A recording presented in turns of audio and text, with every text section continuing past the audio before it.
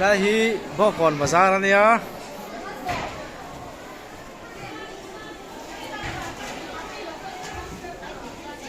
bo kon bazar là hi ukai sang ate đồ ra nia là hi lâu ba ba rồi lên ukai sang vlog tal qua lang eh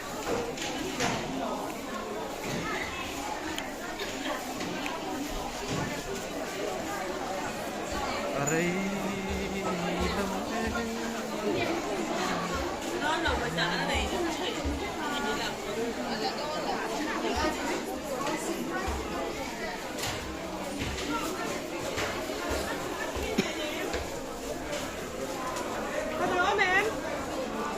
rồi rồi thế vang khóc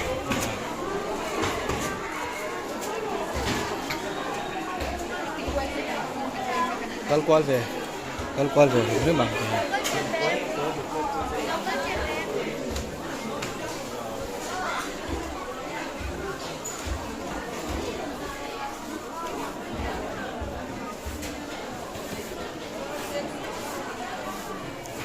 hay Apel rete lâu là lâu mày này Apel rete lâu là lâu mày này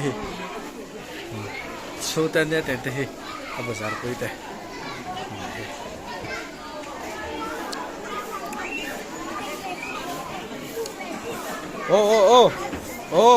boleh kalau ni ya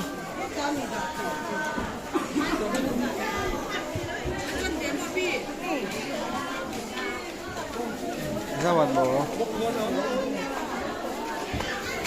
Thổ xin tắm về